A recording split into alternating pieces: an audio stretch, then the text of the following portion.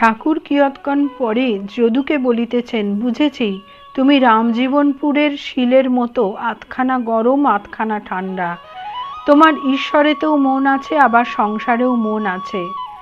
ঠাকুর দু একটি ভক্ত সঙ্গে যদুর বাটিতে মার প্রসাদ ফলমূল মিষ্টান্নাদি খাইলেন। এইবার খেলাত ঘোষের বাড়ি যাইবেন। চতুর্থ পরিচ্ছেদ। খেলাত ঘোষের বাড়িতে শুভাগমন, বৈষ্ণবকে শিক্ষা। ঠাকুর শ্রী রামকৃষ্ণ খেলাত ঘোষের বাড়িতে প্রবেশ করিতেছেন। রাত্রি 10টা হইবে। বাটি ও বাটির বৃহৎ প্রাঙ্গণ চাঁদের আলোতে আলোকময় হইয়াছে। বাটিতে প্রবেশ করিতে করিতে ঠাকুর ভাবাবিষ্ট হইয়াছেন।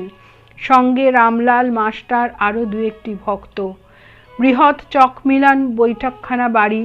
দ্বিতলায় উঠিয়া বারান্দা দিয়া একবার দক্ষিণে অনেকটা গিয়া তারপর পূর্ব দিকে, আবার উত্তরাশ্ব হইয়া অনেকটা আসিয়া অন্তঃপুরের দিকে যাইতে হয়।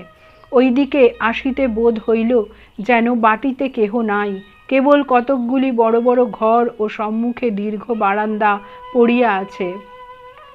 ঠাকুরকে উত্তর পূর্বের একটি ঘরে বসানো হইল, এখনো ভাবস্থ। বাটির যে ভক্তটি তাহাকে আহ্বান করিয়া আনাইয়াছেন, তিনি আসিয়া অভ্যর্থনা করিলেন।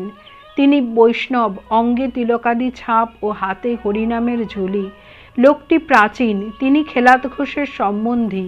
তিনি দক্ষিণেশ্বরে ঠাকুরকে মাঝে মাঝে গিয়া দর্শন করিতেন, কিন্তু কোনো কোনো বৈষ্ণবের ভাব অতি সংকীর্ণ। তাহারা শাক্ত বা জ্ঞানীদিগের বড় নিন্দা করিয়া থাকেন। ঠাকুর এবার কথা কহিতেছেন। জয় ঠাকুর।